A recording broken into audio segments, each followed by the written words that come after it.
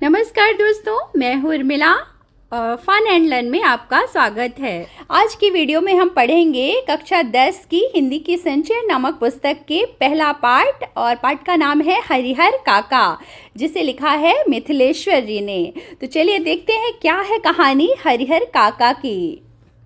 हरिहर काका के यहाँ से मैं अभी अभी लौटा हूँ। कल भी उनके यहाँ गया था, लेकिन ना तो वे कल ही कुछ कह सके और ना आज ही। दोनों दिन उनके पास में देर तक बैठा रहा, लेकिन उन्होंने कोई बातचीत नहीं की। जब उनकी तबीयत के बारे में पूछा तब उन्होंने सिर उठाकर एक बार मुझे देखा, फिर सिर झुकाया तो दोबारा मेरी ओर नहीं देखा।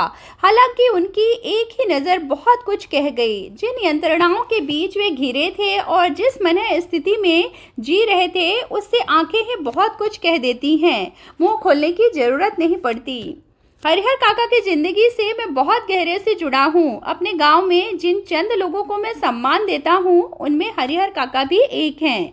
हरिहर काका के प्रति मेरी आसक्ति के अनेक व्यावहारिक और वैचारिक कारण हैं। उनमें प्रमुख कारण दो हैं। एक तो यह कि हरिहर काका मेरे पड़ोस में रहते हैं, और दूसरा कारण यह कि मेरी माँ बताती है कि हरिहर काका बचपन में मुझे बहुत दुलार करते थे, अपने कंधे पर बैठाकर घुमाया करते थे।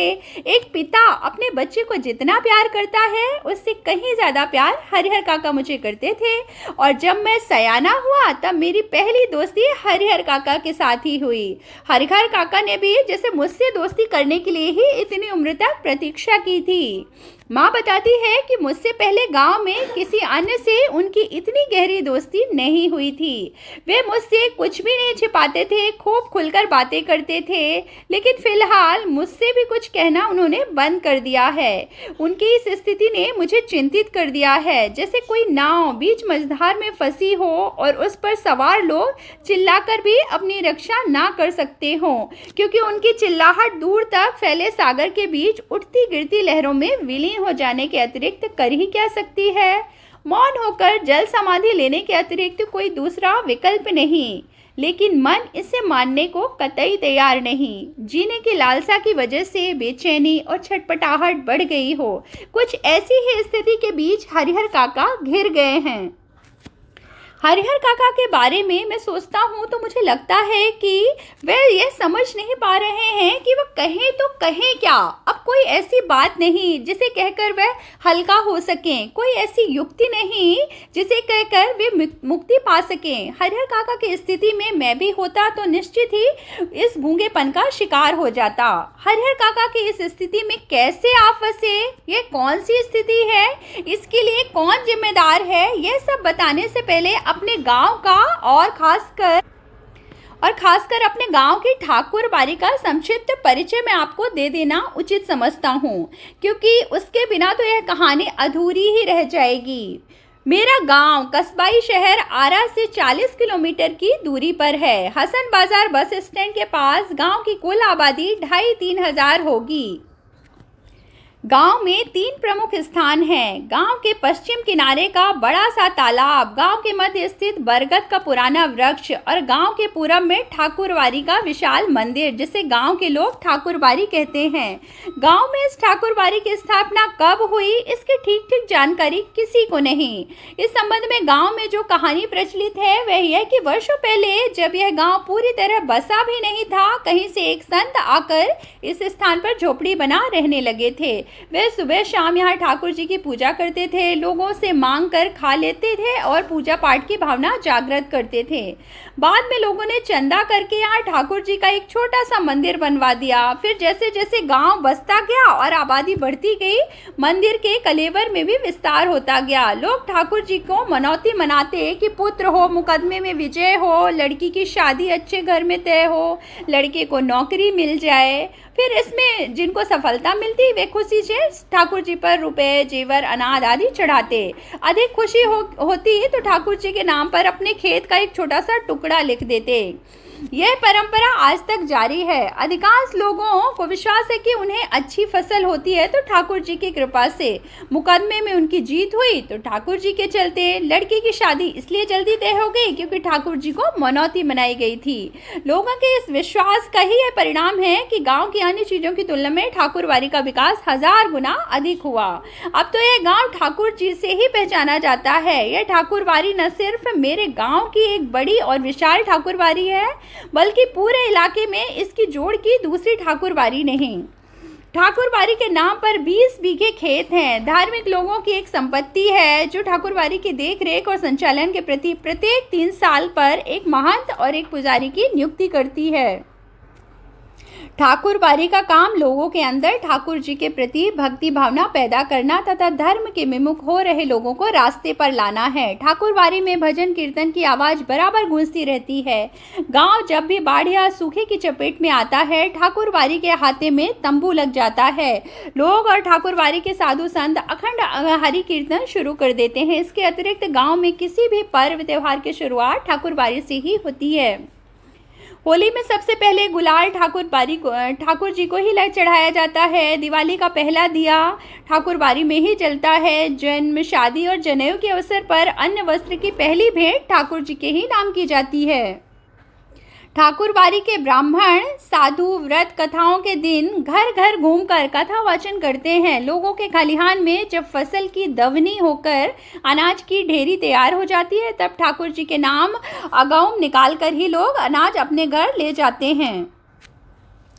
ठाकुरबाड़ी के साथ अधिकांश लोगों का संबंध बहुत ही घनिष्ठ है। मन और तन दोनों स्तर पर कृषि कार्य से अपना बचा हुआ समय वे ठाकुरबाड़ी में ही बिताते हैं। ठाकुरबाड़ी में साधु संतों का प्रवचन सुन और ठाकुर जी का दर्शन कर वे अपना यह जीवन सार्थक मानने लगते हैं। उन्हें यह महसूस होता है कि ठाकुरबाड़ी में प्रवेश करते ही वे पवित्र हो जाते हैं। उनके पिछले सारे पाप अपने आप खत्म हो जाते हैं। परिस्थितिवश इधर हरिहर काका ने ठाकुरबाड़ी में जाना बंद कर दिया है। पहले वे अक्सर ही ठाकुरबाड़ी में जाते थे। मन बहलाने के लिए कभी कभी मैं भी ठाकुरबाड़ी में जाता हूँ, लेकिन वहाँ के साधु संत मुझे फूटी आंखों नहीं सुहाते। काम धाम करने में उनकी कोई रुचि नहीं। ठाकुर जी को भोग लगाने के नाम पर दोनों जून हलवा पूड़ी खाते हैं और आराम से पड़े रहते हैं। उन्हें अगर कुछ आता है तो सिर्फ बात बनाना आता है। हरिहर काका 4 भाई हैं। सबकी शादी हो चुकी है। हरिहर काका के अलावा सबके बाल बच्चे हैं। बड़े और छोटे भाई के लड़के काफ़ी सयाने हो गए हैं। 2 की शादियां हो गई हैं। उनमें से एक पढ़ लिख कर शहर के किसी दफ्तर में क्लर्की करने लगा है। लेकिन हरिहर काका की अपनी देह से कोई औलाद नहीं। भाइयों में हरिहर काका का नंबर दूसरा है और औलाद के लिए उन्होंने 2 शादियाँ की। लंबे समय तक प्रतीक्षारत रहे, लेकिन बिना बच्चा जने उनकी दोनों पत्नियां स्वर्ग सिधार गईं। लोगों ने तीसरी शादी करने की सलाह दी, लेकिन अपनी गिरती हुई उम्र और धार्मिक संस्कारों की वजह से हरिहर काका ने इनकार कर दिया। वे इत्मीनान और प्रेम से अपने भाइयों के परिवार के साथ रहने लगे। हरिहर काका के परिवार के पास कुल 60 बीघे खेत हैं। प्रत्येक भाई के हिस्से 15 बीघे पड़ेंगे। कृषि कार्य पर ये लोग निर्भर हैं। शायद इसीलिए अब तक संयुक्त परिवार के रूप में ही रहते आ रहे हैं। हरिहर काका के तीनों भाइयों ने अपनी पत्नियों को यह सीख दी थी कि हरिहर काका की अच्छी तरह सेवा करें, समय पर उन्हें नाश्ता खाना दें, किसी बात की तकलीफ ना होने दें। कुछ दिनों तक वे हरिहर काका की खोज खबर लेती रहीं। फिर उन्हें कौन पूछने वाला। ठहर चौका लगाकर पंखा झलते हुए अपने मर्दों को अच्छे अच्छे व्यंजन खिलाती। हरिहर काका के आगे तो बस बची कुची चीजें ही रख देती। कभी कभी तो हरिहर काका को रूखा सूखा खाकर ही संतोष करना पड़ता था। अगर कभी हरिहर काका की तबीयत खराब हो जाती तो वे मुसीबत में पड़ जाते। इतने बड़े परिवार के रहते हुए भी कोई उन्हें पानी देने वाला तक नहीं। सभी अपने कामों में मशगूल। बच्चे या तो पढ़ लिख रहे होते या धमाचौकड़ी मचाते। मर्द खेतों पर गए रहते। औरतें हाल पूछने भी नहीं आती। दालान के कमरे में अकेले पड़े हरिहर काका को स्वयं उठकर अपनी ज़रूरतों की पूर्ति करनी पड़ती। ऐसे वक्त अपनी पत्नियों को याद कर करके हरिहर काका की आंखें भर आती। भाइयों के परिवार के प्रति मोह भंग की शुरुआत इन्हीं क्षणों में हुई थी। और फिर एक दिन तो विस्फोट ही हो गया। उस दिन हरिहर काका की सहन शक्ति जवाब दे गई। उस दिन शहर में क्लर्की करने वाले भतीजे का एक दोस्त आया था। उसी के आगमन के उपलक्ष्य में 2-3 तरह की सब्जी बच के चटनी रायते आदि बने थे। बीमारी से उठकर हरिहर काका का मन स्वादिष्ट भोजन करने के लिए बेचैन था। मन ही मन उन्होंने अपने भतीजे के दोस्त की सराहना की, जिसके बहाने उन्हें अच्छी चीजें खाने को मिलने वाली थी। लेकिन बातें बिल्कुल विपरीत थी। सबों ने खाना खा लिया, उनको कोई पूछने तक नहीं आया। उनके तीनों भाई खाना खाकर खलिहान में चले गए। दमनी हो रही थी। वे इस बात के प्रति निश्चिंत थे कि हरिहर काका को तो पहले ही खिला दिया गया होगा। अंत में हरिहर काका ने स्वयं दालान के कमरे से निकलकर हवेली में प्रवेश किया। तब उनके छोटे भाई की पत्नी ने रूखा सूखा खाना लाकर उनके सामने परोस दिया। भात, मट्ठा और अचार। बस हरिहर काका के बदन में तो जैसे आग ही लग गई। उन्होंने थाली उठाकर बीच आंगन में फेंक दिया। झन्न की तेज आवाज के साथ आंगन में थाली गिरी। भात बिखर गया। विभिन्न घरों में बैठी लड़कियां, बहुएं सब एक ही साथ बाहर निकल आई। हरिहर काका गरजते हुए हवेली से दालान की ओर चल पड़े। समझ रही हो कि मुफ्त में खिलाती हो तो अपने मन से यह बात निकाल दो। मेरे हिस्से के खेत की पैदावार इसी घर में आती है। उसमें तो मैं 2-4 नौकर रख लूं, आराम से खाऊं, तब भी कमी नहीं होगी। मैं अनाथ और बेसहारा नहीं हूं। मेरे धन पर तो तुम सब मौज कर रही हो, लेकिन मैं तुम सबों को बताऊंगा आदि। हरिहर काका जिस वक्त यह सब बोल रहे थे, उस वक्त ठाकुरबाड़ी के पुजारी जी उनके दालान पर ही विराजमान थे। वार्षिक हुमाद के लिए वे घी और शकील लेने आए थे। लौटकर उन्होंने महंत जी को विस्तार से सारी बात बताई। उनके कान खड़े हो गए। वह दिन उन्हें बहुत शुभ महसूस हुआ। उस दिन को उन्होंने ऐसे ही गुजर जाने देना उचित नहीं समझा। तक्षण टीका तिलक लगा, कंधे पर राम नामी लिखी चादर डाल ठाकुरबाड़ी से चल पड़े। संयोग अच्छा था कि हरिहर दालान तक नहीं जाना पड़ा। रास्ते में ही हरिहर मिल गए। गुस्से में घर से निकलकर वे खलिहान की ओर जा रहे थे, लेकिन महंत जी ने उन्हें खलिहान की ओर नहीं जाने दिया। अपने साथ ठाकुरबाड़ी पर लेते आए। फिर एकांत कमरे में उन्हें बैठा खूब प्रेम से समझाने लगे। हरिहर, यहाँ कोई किसी का नहीं है, सब माया का बंधन है। तू तो धार्मिक प्रवृत्ति का आदमी है। मैं समझ नहीं पा रहा हूँ कि तुम इस बंधन में कैसे फंस गए। ईश्वर में भक्ति लगाओ, उसके सिवाय कोई तुम्हारा अपना नहीं। पत्नी, बेटे, भाई, बंधु सब स्वार्थ के साथी हैं। जिस दिन उन्हें लगेगा कि तुमसे उनका स्वार्थ सदने वाला नहीं, उस दिन वे तुम्हें पूछेंगे तक नहीं। इसलिए ज्ञानी संत महात्मा ईश्वर के सिवाय किसी और से प्रेम नहीं लगाते। तुम्हारे हिस्से में 15 बीघे खेत हैं। उसी के चलते तुम्हारे भाई के परिवार तुम्हें पकड़े हुए हैं।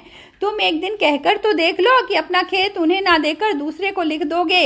वे तुमसे बोलना बंद कर देंगे। खून का रिश्ता खत्म हो जाएगा। तुम्हारे भले के लिए मैं बहुत दिनों से सोच रहा था, लेकिन संकोचवश नहीं कह रहा था। आज कह देता हूँ, तुम अपने हिस्से का खेत ठाकुर जी के नाम पर लिख दो। सीधे बैकुंठ को प्राप्त करोगे। तीनों लोक में तुम्हारी कीर्ति जगमगा उठेगी। जब तक चांद सूरज रहेंगे तब तक लोग तुम्हें याद करेंगे। ठाकुर जी के नाम पर जमीन लिख देना तुम्हारे जीवन का महादान होगा। साधु संत तुम्हारे पांव पखारेंगे। सभी तुम्हारा यशोगान करेंगे। तुम्हारा यह जीवन सार्थक हो जाएगा। अपनी शेष जिंदगी तुम इसी ठाकुरबाड़ी में गुजारना। तुम्हें किसी चीज की कमी नहीं होगी। एक मांगोगे तो 4 हाजिर हो जाएगी। हम तुम्हें सिर आंखों पर उठाकर रखेंगे। ठाकुर जी के साथ साथ तुम्हारी आरती भी लगाएंगे। भाई का परिवार तुम्हारे लिए कुछ नहीं करेगा। पता नहीं पूर्व जन्म में तुमने कौन सा पाप किया था कि तुम्हारी दोनों पत्नियां अकाल मृत्यु को प्राप्त हुई। तुमने औलाद का मुंह तक नहीं देखा। अपना यह जन्म तुम अकारथ ना जाने दो। ईश्वर को एक भर दोगे तो 10 भर पाओगे। मैं अपने लिए तो तुमसे मांग नहीं रहा हूँ। तुम्हारा यह लोक और परलोक दोनों बन जाएंगे। इसकी राय मैं तुम्हें बता रहा हूँ। हरिहर देर तक महंत जी की बातें सुनते रहे। महंत जी की बातें उनके मन में बैठती जा रही थी। ठीक ही तो कह रहे हैं महंत जी, कौन किसका है। 15 बीघे खेत की फसल भाइयों के परिवार को देते हैं, तब तो कोई पूछता नहीं। अगर कुछ ना दे तब क्या हालत होगी। उनके जीवन में तो यह स्थिति है, मरने के बाद कौन उन्हें याद करेगा। सीधे सीधे उनके खेत हड़प जाएंगे। ठाकुर जी के नाम लिख देंगे तो पुश्तों तक लोग उन्हें याद करेंगे। अब तक के जीवन में तो ईश्वर के लिए उन्होंने कुछ नहीं किया, अंतिम समय तो यह बड़ा पुण्य कमा लें। लेकिन यह सोचते हुए भी हरिहर काका का मुंह खुल नहीं रहा था। भाई का परिवार तो अपना ही होता है, उनको ना देकर ठाकुर बारी में दे देना उनके साथ धोखा और विश्वासघात होगा। अपनी बात समाप्त कर महंत जी प्रतिक्रिया जानने के लिए हरिहर काका की ओर देखने लगे। उन्होंने मुंह से तो कुछ नहीं कहा, लेकिन उनके चेहरे के परिवर्तित भाव महंत जी की अनुभवी आंखों से छिप ना रहे थे। अपनी सफलता पर महंत जी को बहुत खुशी हुई। उन्होंने सही जगह वार किया है। इसके बाद उसी वक्त ठाकुरवारी के 2 सेवकों को बुलाकर आदेश दिया कि एक साफ सुथरे कमरे में पलंग पर बिस्तरा लगाकर उनके आराम का इंतजाम करें। फिर तो महंत जी के कहने में जितना समय लगा था उससे भी कम समय में ही सेवकों ने हरिहर काका के मना करने के बावजूद भी उन्हें एक सुंदर कमरे में पलंग पर जा लेटाया। और महंत जी उन्होंने पुजारी जी को यह समझा दिया कि हरिहर के लिए विशेष रूप से भोजन की व्यवस्था करें। हरिहर काका को महंत जी एक विशेष उद्देश्य से लाए थे, इसलिए ठाकुरवारी में चहल पहल शुरू हो गई थी। इधर शाम को हरिहर काका के भाई जब खलिहान से लौटे तब उन्हें इस दुर्घटना का पता चला। पहले तो अपनी पत्नियों पर वे खूब बरसे, फिर एक जगह बैठकर चिंतामग्न हो गए। हालांकि गांव के किसी व्यक्ति ने भी उनसे कुछ नहीं कहा था। महंत जी ने हरिहर काका को क्या क्या समझाया है इसकी भी जानकारी उन्हें नहीं थी, लेकिन इसके बावजूद उनका मन शंकालु और बेचैन हो गया। दरअसल बहुत सारी बातें ऐसी होती हैं जिनकी जानकारी बिना बताए ही लोगों को मिल जाती है। शाम गहराते गहराते हरिहर काका के तीनों भाई ठाकुरवारी पहुंचे। उन्होंने हरिहर काका को वापस घर चलने के लिए कहा। इससे पहले कि हरिहर काका कुछ कहते, महंत जी बीच में आ गए। आज हरिहर को यहीं रहने दो, बीमारी से उठा है, इसका मन अशांत है, ईश्वर के दरबार में रहेगा तो शांति मिलेगी। लेकिन उनके भाई उन्हें घर ले चलने के लिए जिद करने लगे। इस पर ठाकुरवारी के साधु संत उन्हें समझाने लगे। वहां उपस्थित लोग, गांव के लोगों ने भी कहा कि एक रात ठाकुरवारी में रह जाएंगे तो क्या हो जाएगा। अंततः भाइयों को निराश हो वहां से लौटना पड़ा। रात में हरिहर काका को भोग लगाने के लिए जो मिष्ठान और व्यंजन मिले वैसे उन्होंने कभी नहीं खाए थे। घी टपकते मालपुए, रस बुनिया, लड्डू, छेने की तरकारी, दही, खीर पुजारी जी ने स्वयं अपने हाथों से खाना परोसा था। पास में बैठे महंत जी धर्म चर्चा के मन में शांति पहुंचा रहे थे। एक ही रात में ठाकुरबारी में जो सुख और शांति और संतोष पाया वह अपने अब तक के जीवन में उन्होंने कभी नहीं पाया था। इधर तीनों भाई रात भर सो नहीं सके। भावी आशंका उनके मन में मथती रही। 15 बीघे खेत, इस गांव की उपजाऊ जमीन, 2 लाख से अधिक की संपत्ति अगर हाथ से निकल गई तो फिर वे कहीं के ना रहेंगे। सुबह तड़के ही तीनों भाई पुनः ठाकुरबारी पहुंचे। हरिहर काका के पांव पकड़ रोने लगे। अपनी पत्नियों की गलती के लिए माफी मांगी और उन्हें दंड देने की बात कही। साथ ही खून के रिश्ते की माया फैलाई। हरिहर काका का दिल पसीज गया। वे पुनः वापस लौट आए। लेकिन यह क्या, इस बार अपने घर पर जो बदलाव उन्होंने लक्ष्य किया उसने उन्हें सुखद आश्चर्य में डाल दिया। घर के छोटे बड़े सब उन्हें सिर आंखों पर उठाने को तैयार। भाइयों की पत्नियों ने उनके पैर पर माथा रख गलती के लिए क्षमा याचना की। फिर उनकी आवभगत की और जो खातिर शुरू हुई वैसी खातिर किसी के यहाँ मेहमान आने पर भी नहीं होगी। उनकी रुचि और इच्छा के मुताबिक दोनों जून खाना नाश्ता तैयार। 5 महिलाएं उनकी सेवा में मुस्तैद, 3 भाइयों की पत्नियां और 2 उनकी बहुएं। हरिहर काका आराम से दालान में पड़े रहे। जिस किसी चीज की इच्छा होती आवाज लगाते हाजिर हो जाता। वे समझ गए थे कि यह सब महंत जी के चलते ही हो रहा है, इसलिए महंत जी के प्रति उनके मन में आदर और श्रद्धा के भाव निरंतर बढ़ते ही जा रहे थे। बहुत बार ऐसा होता है कि बिना किसी के कुछ बताए गांव के लोग असली तथ्य से स्वयं वाकिफ हो जाते हैं। हरिहर काका की इस घटना के साथ ऐसा ही हुआ। दरअसल लोगों की जुबान से घटनाओं की जुबान ज़्यादा पैनी और असरदार होती है। घटनाएं स्वयं ही बहुत कुछ कह देती है, लोगों के कहने की जरूरत ही नहीं रहती। ना तो गांव के लोगों से महंत जी ने ही कुछ कहा था और ना हरिहर काका के भाइयों ने ही। इसके बावजूद गांव के लोग सच्चाई से अवगत हो गए थे। फिर तो गांव की बैठकों में बातों का जो सिलसिला चल निकला उसका कहीं कोई अंत नहीं। हर जगह उन्हीं का प्रसंग शुरू। कुछ लोग कहते हैं कि हरिहर को अपनी ज़मीन ठाकुर जी के नाम लिख देनी चाहिए, इससे उत्तम और कुछ नहीं। इससे कीर्ति भी अचल बनी रहेगी। और इसके विपरीत कुछ लोगों की मान्यता यह भी थी कि भाई का परिवार तो अपना ही होता है, अपनी जायदाद उन्हें ना देना उनके साथ अन्याय करना होगा, खून के रिश्ते के बीच दीवार बनानी होगी। जितने मुंह उतनी बातें, ऐसा जबरदस्त मसला पहले कभी नहीं मिला था, इसलिए लोग मौन नहीं होना चाहते थे, अपने अपने तरीके से समाधान ढूंढ रहे थे और प्रतीक्षा कर रहे थे कि कुछ घटित हो। हालांकि इसी क्रम में बातें गर्माहट भरी भी होने लगी थी। लोग प्रत्यक्ष और परोक्ष रूप से दो वर्गों में बंटने लगे थे। कई बैठकों में दोनों वर्गों के बीच आपस में तू मैं भी होने लगी थी। एक वर्ग के लोग चाहते थे कि हरिहर अपने हिस्से की ज़मीन ठाकुरवारी के नाम लिख दे, तब यह ठाकुरवारी न सिर्फ इलाके की ही सबसे बड़ी ठाकुरवारी होगी बल्कि पूरे राज्य में इसका मुकाबला कोई दूसरी ठाकुरवारी नहीं कर सकेगी। इस वर्ग के लोग धार्मिक संस्कारों के लोग हैं, साथ ही किसी न किसी रूप में ठाकुरवारी से जुड़े हैं। असल में सुबह शाम जब ठाकुर जी को भोग लगाया जाता है तब साधु संतों के साथ गाँव के कुछ पेटू और चटोरे किस्म के लोग प्रसाद पाने के लिए वहां जुट जाते हैं। ये लोग इसी वर्ग के हिमायती हैं। दूसरे वर्ग में गांव के प्रगतिशील विचारों वाले लोग तथा वैसे किसान हैं जिनके यहाँ हरिहर जैसे औरत मर्द पल रहे होते हैं। गांव का वातावरण तनावपूर्ण हो गया था और कुछ लोग घटित होने की प्रतीक्षा करने लगे थे। इधर भावी आशंकाओं को मद्देनजर रखते हुए हरिहर काका के भाई उनसे यह निवेदन करने लगे थे कि अपनी ज़मीन वे उन्हें लिख दें, उनके सिवाय उनका और अपना है ही कौन। इस विषय पर हरिहर काका ने एकांत में मुझसे काफ़ी देर तक बात की। अंततः हम इस निष्कर्ष पर पहुँचे कि जीते जी अपनी जायदाद का स्वामी किसी और को बनाना ठीक नहीं होगा, चाहे वह अपना भाई या मंदिर का महंत ही क्यों न हो। हमें अपने गांव और इलाके के वे कुछ लोग याद आए जिन्होंने अपनी ज़िंदगी में ही अपनी जायदाद अपने उत्तराधिकारियों या किसी अन्य को लिख दी थी, लेकिन इसके बाद उनका जीवन कुत्ते का जीवन हो गया। कोई उन्हें पूछने वाला नहीं रहा। हरिहर काका बिल्कुल अनपढ़ व्यक्ति हैं, फिर भी इस बदलाव को उन्होंने समझ लिया और यह निश्चय किया कि जीते जी किसी को ज़मीन नहीं लिखेंगे। अपने भाइयों को समझा दिया, मर जाऊंगा तो अपने आप मेरी ज़मीन तुम्हें मिल जाएगी, ज़मीन लेकर तो मैं जाऊंगा नहीं, इसलिए लिखवाने की क्या ज़रूरत। उधर महंत जी भी हरिहर काका की टोह में रहने लगे। जहाँ कहीं एकांत पाते कह उठते, विलंब ना करो हरिहर, शुभ काम में देरी नहीं करते, चलकर ठाकुर जी के नाम जमीन बय कर दो, फिर पूरी जिंदगी ठाकुरबारी में राज करो। मरोगे तो तुम्हारी आत्मा को ले जाने के लिए स्वर्ग से विमान आएगा, देवलोक को प्राप्त करोगे।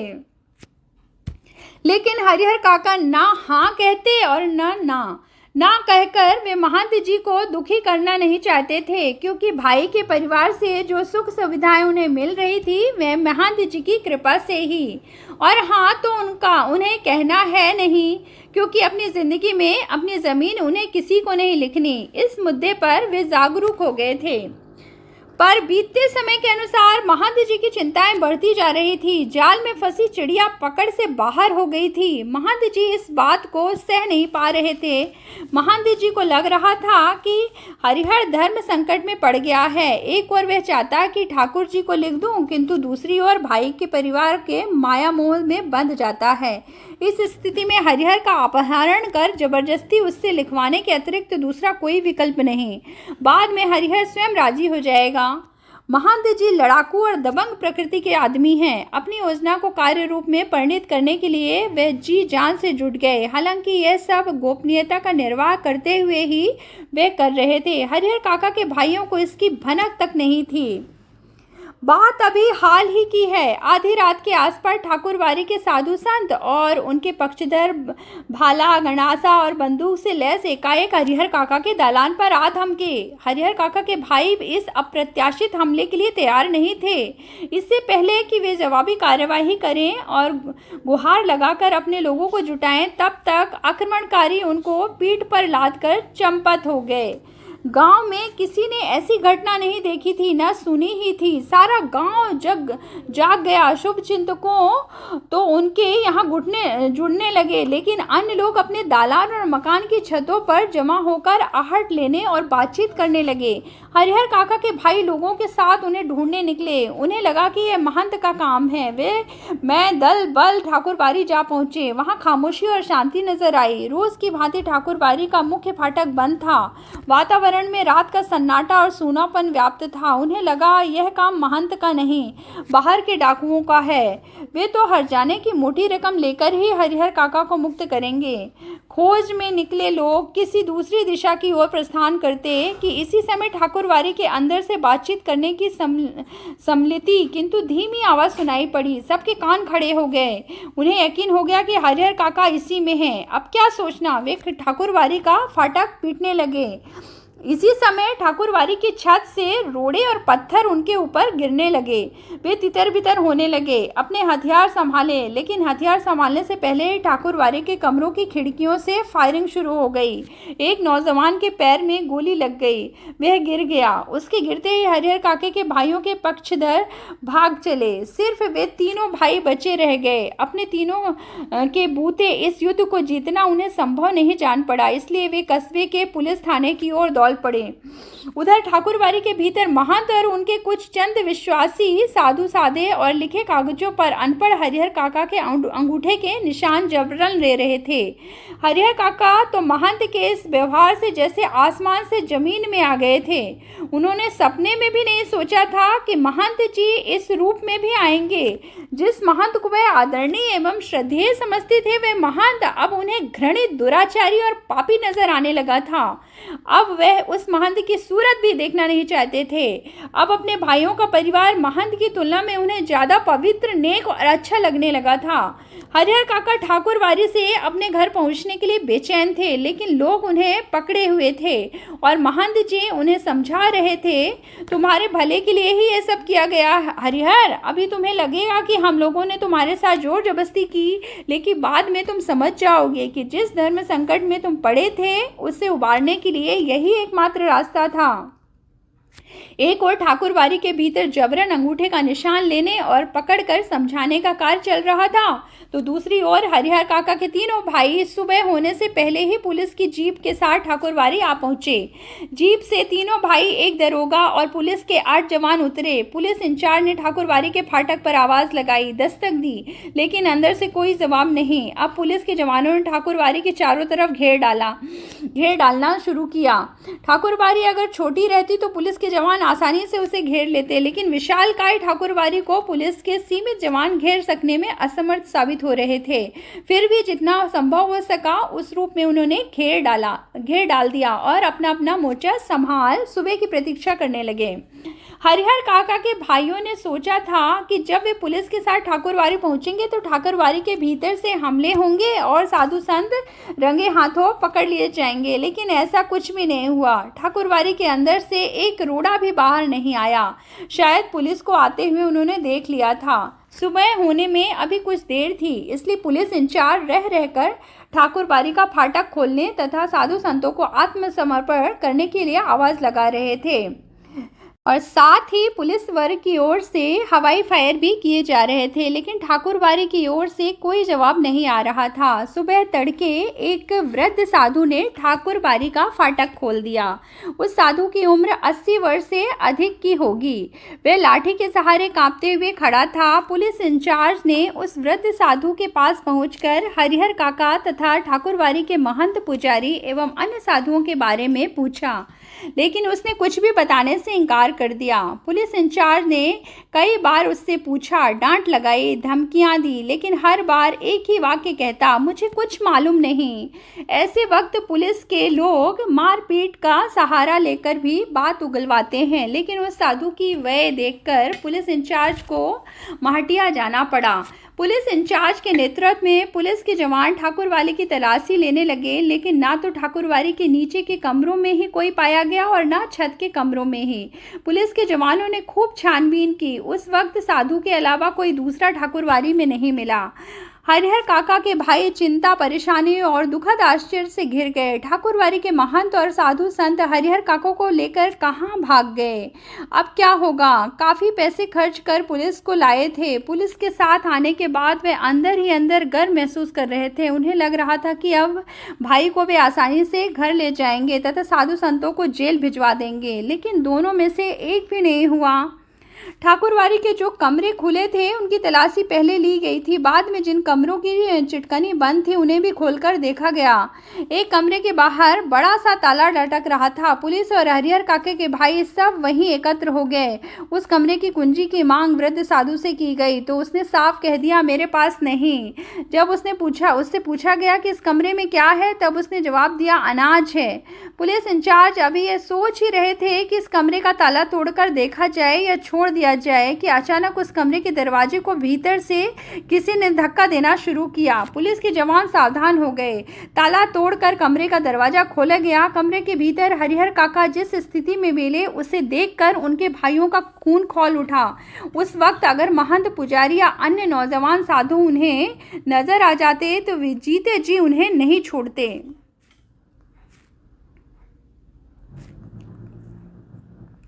हरिहर काका के हाथ और पांव तो बांध ही दिए गए थे, उनके मुंह में कपड़ा ठूंसकर बांध दिया गया था।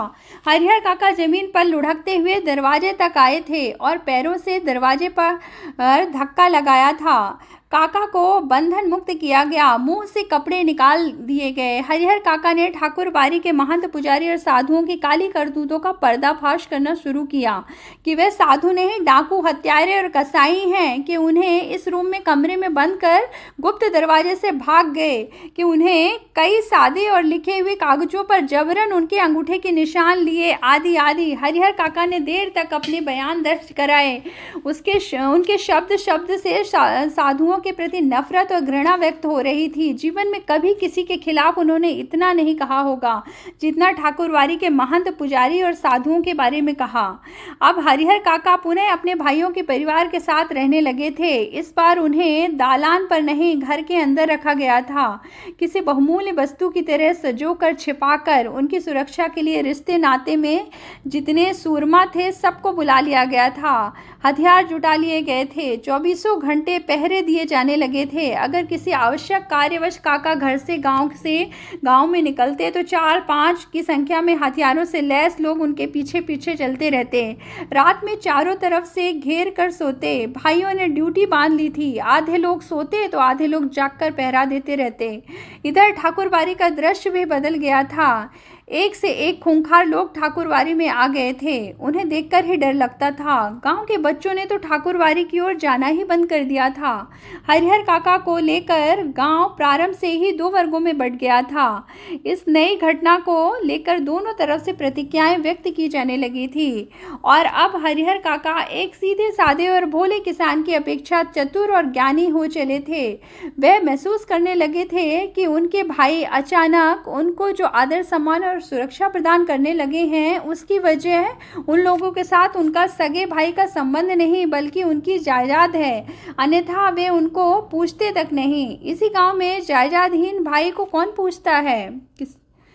हरिहर काका को अब सब नजर आने लगा था। महंत की चिकनी चुपड़ी बातों के भीतर की सच्चाई भी अब वे जान गए थे। ठाकुर जी के नाम पर वे अपना और अपने जैसे साधुओं का पेट पालता है। उसे धर्म और परमार्थ से कोई मतलब नहीं। निजी स्वार्थ के लिए साधु होने और पूजा पाठ करने का ढोंग रचाया है। साधु के माने में महंत, पुजारी और उनके अन्य सहयोगी लोग लालची और कुकर्मी हैं। छल, बल, कल किसी भी तरह धन अर्जित कर बिना परिश्रम किए आराम से रहना चाहते हैं। अपने घृणित इरादों को छिपाने के लिए ठाकुरबारी को इन्होंने माध्यम बनाया है, एक ऐसा माध्यम जिस पर अविश्वास ना किया जा सके। इसीलिए हरिहर काका के मन ही मन यह तय कर लिया कि अब महंत को वे अपने पास फटकने तक नहीं देंगे, साथ ही अपनी जिंदगी में अपनी जायदाद भाइयों को भी नहीं लिखेंगे, अन्यथा फिर वह दूध की मक्खी हो जाएंगे, लोग निकालकर फेंक देंगे, कोई उन्हें पूछेगा तक नहीं, बुढ़ापे का दुख बिताए नहीं बीतेगा। लेकिन हरिहर काका सोच कुछ और रहे थे और वातावरण कुछ दूसरा ही तैयार हो रहा था। ठाकुरवाड़ी से जिस दिन उन्हें वापस लाया गया था, उसी दिन से उनके भाई और रिश्ते नाते के लोग समझाने लगे कि विविध अपनी जायदाद से अपने भतीजों के नाम लिख दे। वे जब तक ऐसा नहीं करेंगे तब तक महंत की गिद्ध दृष्टि उनके ऊपर लगी रहेगी। सिर पर मंडरा रहे तूफान से मुक्ति पाने के लिए उनके समक्ष अब यही एकमात्र रास्ता है। सुबह, दोपहर, शाम, रात गए तक यही चर्चा, लेकिन हरिहर काका साफ नकार जाते कहते, मेरे बाद तो मेरी जायदाद इस परिवार को स्वतः मिल जाएगी, इसीलिए लिखने का कोई अर्थ नहीं। महंत ने अंगूठे के जो जबरन निशान लगाए हैं उनके खिलाफ मुकदमा हमने किया ही है। भाई जब समझाते समझाते हार गए तब उन्होंने डांटना और दबाव देना शुरू किया, लेकिन काका इस रास्ते भी राजी नहीं हुए। स्पष्ट कह दिया कि अपनी जिंदगी में वह नहीं लिखेंगे। बस एक रात उन्हें उनके भाइयों ने वही रूप धारण कर लिया जो रूप महंत और उनके सहयोगियों ने धारण किया है। हरिहर काका को अपनी आंखों पर विश्वास नहीं हुआ। उनके वही अपने सगे भाई जो उसकी सेवा और सुरक्षा में तैयार रहते थे, उन्हें अपना अभिन्न समझते थे, जो उनकी नींद ही सोते और जागते थे, हथियार लेकर उनके सामने खड़े थे। कह रहे थे, सीधे मन से कागजों पर जहाँ जहाँ जरूरत है अंगूठे के निशान बनाते चलो, अन्यथा मारकर यहीं घर के अंदर गाड़ देंगे। गांव के लोगों को कोई सूचना तक नहीं मिल पाएगी। अगर पहले वाली बात होती तो हरिहर काका डर जाते। अज्ञान की स्थिति में ही मनुष्य मृत्यु से डरते हैं। ज्ञान होने के बाद तो आदमी आवश्यकता पड़ने पर मृत्यु को वरण करने के लिए तैयार हो जाता है। हरिहर काका ने सोच लिया कि ये सब एक ही बार उन्हें मार देंगे, वह ठीक रहेगा, लेकिन अपनी ज़मीन लिखकर रमेसर की विधवा की तरह शेष जिंदगी वे घुट कट कर मरे, यह ठीक नहीं होगा। रमेसर की विधवा को बहला फुसलाकर उसके हिस्से की ज़मीन रमेसर के भाइयों ने लिखवा ली और शुरू में तो उसका खूब आदर मान किया गया, लेकिन बुढ़ापे में उसे दोनों जून खाना देने उन्हें अखरने लगा। अंत में तो उसकी वह दुर्गति हुई कि गांव के लोग देखकर सिहर जाते। हरिहर काका को लगता है कि अगर रमेसर की विधवा ने अपनी ज़मीन नहीं लिखी होती तो अंत समय तक लोग उसके पांव पखाड़ते होते। हरिहर काका गुस्से में खड़े हो गए और गरजते हुए कहा, मैं अकेला हूँ, तुम सब इतने हो, ठीक है मुझे मार दो, मैं मर जाऊंगा, लेकिन जीते जी एक धूर जमीन भी तुम्हें नहीं लिखूंगा। तुम सब ठाकुरवाड़ी के महंत पुजारी से तनिक भी कम नहीं। देखते हैं कैसे नहीं लिखोगे, लिखना तो तुम्हें पड़ेगा ही, चाहे हंस के लिखो या रो के। हरिहर काका के साथ उनके भाइयों की हाथापाई शुरू हो गई। हरिहर काका अब उस घर से निकलकर बाहर गांव में भाग जाना चाहते थे, लेकिन उनके भाइयों ने उन्हें मजबूती से पकड़ लिया था। प्रतिकार करने पर अब वे प्रहार भी करने लगे थे, लेकिन हरिहर कई लोगों से जूझ सकने में असमर्थ थे। फलस्वरूप उन्होंने अपनी रक्षा के लिए खूब जोर जोर से चिल्लाना शुरू कर दिया। अब भाइयों को चेत आया कि मुंह तो उन्हें पहले ही बंद कर देना चाहिए था। उन्होंने तत्क्षण उन्हें पटक उनके मुंह में कपड़ा ठूंस दिया, लेकिन ऐसा करने से पहले ही काका की आवाज़ गांव में पहुंच गई थी। टोला पड़ोस के लोग दलान में जुटने लगे थे। ठाकुरवाड़ी के पक्षधरों के माध्यम से तत्काल यह खबर महंत जी तक भी चली गई थी, लेकिन वहां उपस्थित हरिहर काका के परिवार और रिश्ते नाते के लोग गांव के लोगों को समझा देते कि अपने परिवार का निजी मामला है, इससे दूसरों को क्या मतलब। लेकिन महंत जी ने वह तत्परता और फुर्ती दिखाई जो काका के भाइयों ने भी नहीं दिखाई थी। वे पुलिस की जीप के साथ आ धमके। पुलिस आने के बाद निजी मामले का सवाल खत्म हो गया। घर तलाशी शुरू हुई। फिर हरिहर काका को उससे भी बदतर हालत में बरामद किया गया, जिस हालत में ठाकुरवाड़ी से उन्हें बरामद किया गया था। बंधन मुक्त होने और पुलिस की सुरक्षा पाने के बाद उन्होंने बताया कि उनके भाई ने उनके साथ बहुत जुल्म अत्याचार किया है, कि जबरन अनेक कागजों पर उनके अंगूठे के निशान लगाए हैं, कि उन्हें खूब मारा पीटा है, कि उनकी कोई भी दुर्गति बाकी नहीं छोड़ी, कि अगर और थोड़ी देर तक पुलिस नहीं आती तो वे उन्हें जान से मार देते। हरिहर काका के पीठ, माथे और पांवों पर कई जगह जख्म के निशान उभर आए थे। वे बहुत घबराए हुए से लग रहे थे, कांप रहे थे। अचानक गिरकर बेहोश हो गए। मुंह पर पानी छींटकर उन्हें होश में लाया गया। भाई और भतीजे तो पुलिस आते ही चंपत हो गए थे। पुलिस की पकड़ में रिश्ते के 2 व्यक्ति आए। रिश्ते के शेष लोग भी फरार हो गए थे। हरिहर काका के साथ घटी घटनाओं में यह अब तक की सबसे अंतिम घटना है। इस घटना के बाद काका अपने परिवार से एकदम अलग रहने लगे हैं। उनकी सुरक्षा के लिए राइफलधारी पुलिस के 4 जवान मिले हैं। हालांकि इसके लिए उनके भाइयों और महंत की ओर से काफ़ी प्रयास किए गए हैं। असल में भाइयों को चिंता थी कि हरिहर अकेले रहने लगेंगे, तब ठाकुरबाड़ी के महंत अपने लोगों के साथ आकर पुनः उन्हें भी ले भागेंगे। और यही चिंता महंत जी को भी थी कि हरिहर को अकेला और सुरक्षित पा उनके भाई पुनः उन्हें दर्द दबोचेंगे। इसीलिए जब हरिहर काका ने अपनी सुरक्षा के लिए पुलिस की मांग की,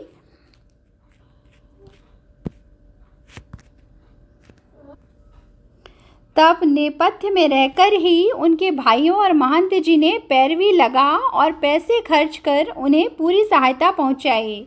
यह उनकी सहायता का ही परिणाम है कि एक व्यक्ति की सुरक्षा के लिए गांव में पुलिस के 4 जवान तैनात कर दिए गए हैं। जहां तक मैं समझता हूं, फिलहाल हरिहर काका पुलिस की सुरक्षा में जरूर रहे हैं, लेकिन वास्तविक सुरक्षा ठाकुरबाड़ी और अपने भाइयों की ओर से ही मिल रही है। ठाकुरबाड़ी के साधु संत और काका के भाई इस बात के प्रति पूरी तरह सतर्क हैं कि उनमें से कोई या गांव का कोई अन्य हरिहर काका के साथ जोर जबरदस्ती ना कर पाए। साथ ही अपना सद्भाव और मधुर व्यवहार प्रकट कर पुनः उनका ध्यान अपनी ओर खींच लेने के लिए दोनों दल प्रयत्नशील हैं। गांव में एक नेताजी हैं, वह ना तो कोई नौकरी करते हैं और ना खेती गृहस्थी, फिर भी 12 महीने मौज उड़ाते रहते हैं।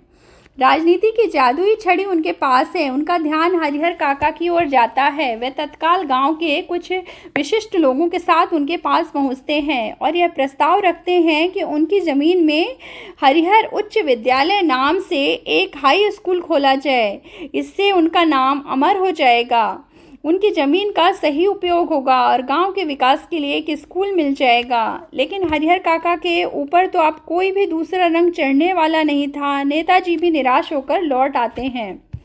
इन दिनों गांव की चर्चाओं के केंद्र और हरिहर काका। आंगन, खेत, खलिहान, अलगा, अलाव, बगीचे, बरगद, हर जगह उनकी ही चर्चा। उनकी घटना की तरह विचारणीय और चर्चनीय कोई दूसरी घटना नहीं। गांव में आए दिन छोटी बड़ी घटनाएं घटती रहती हैं, लेकिन काका के प्रसंग के सामने उनका कोई अस्तित्व ही नहीं। गांव में जहां कहीं और जिन लोगों के बीच हरिहर काका की चर्चा छिड़ती है, तो फिर उसका कोई अंत नहीं। लोग तरह तरह की संभावनाएं व्यक्त करते हैं। राम जाने क्या होगा।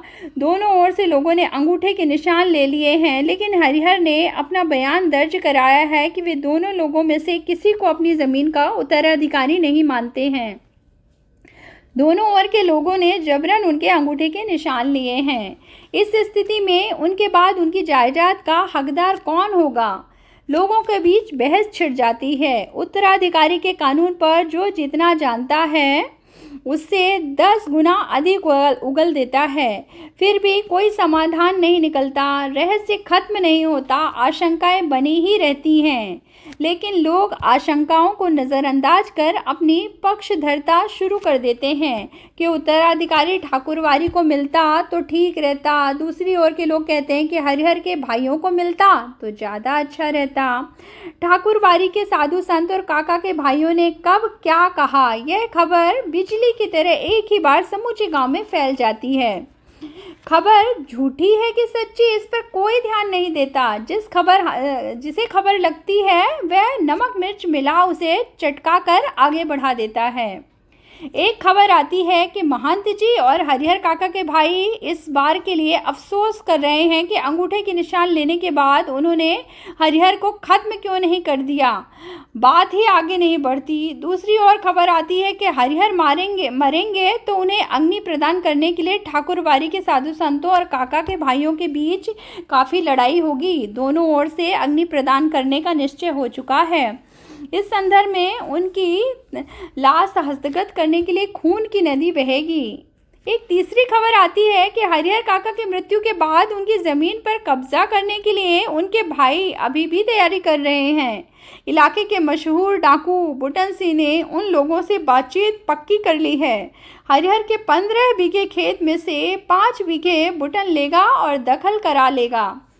और इससे पहले भी इस तरह के 2-3 मामले बुटन ने निपटाए हैं। पूरे इलाके में उसके नाम की तूती बोलती है। एक चौथी खबर आती है कि महंत जी ने निर्णय ले लिया है कि हरिहर की मृत्यु के बाद देश के कोने कोने से साधुओं और नागाओं को वह बुलाएंगे। रहस्यात्मक और भयावनी खबरों से गांव का आकाश आच्छादित हो गया है। दिन प्रतिदिन आतंक का माहौल गहराता जा रहा है। सबके मन में यह बात है कि हरिहर कोई अमृत पीकर तो आए नहीं हैं। एक ना एक दिन उन्हें मरना ही है। फिर एक भयंकर तूफान की चपेट में यह गांव आ जाएगा। उस वक्त क्या होगा कुछ कहा नहीं जा सकता। यह कोई छोटी लड़ाई नहीं, एक बड़ी लड़ाई है। जाने अनजाने पूरा गांव इसकी चपेट में आएगा ही। इसीलिए लोगों के अंदर भय भी है और प्रतीक्षा भी। एक ऐसी प्रतीक्षा जिसे झुठलाकर भी उसके आगमन को टाला नहीं जा सकता। और हरिहर काका वह तो बिल्कुल मौन हो अपनी जिंदगी के शेष दिन काट रहे हैं। एक नौकर रख लिया है, वही उन्हें बनाता खिलाता है। उनके हिस्से की ज़मीन में जितनी फसल होती है उससे अगर वह चाहे तो मौज की ज़िंदगी बिता सकते थे, लेकिन वह तो गूंगेपन का शिकार हो गए हैं। कोई बात कहो, कुछ पूछो, कोई जवाब नहीं। खुली आंखों से बराबर आकाश को निहारा करते हैं। सारे गांव के लोग उनके बारे में बहुत कुछ कहते सुनते हैं, लेकिन उनके पास अब कहने के लिए कोई शब्द नहीं। पुलिस के जवान हरिहर काका के खर्चे पर ही खूब मौज मस्ती से रह रहे हैं। जिसका धन वह रहे उपास, खाने वाले करें विलास। अब तक जो नहीं खाया था दोनों जून उसका भोग लगा रहे हैं। तो देखा दोस्तों, यह थी कहानी हरिहर काका की। कितनी मार्मिक सी कहानी है और लोगों के पाखंड और ये लालच का कोई अंत नहीं है। तो आप इस कहानी को सुनिए और समझिए। हम फिर मिलेंगे आपको एक नई वीडियो के साथ। तब तक अपना ख्याल रखिए। Take care, bye bye.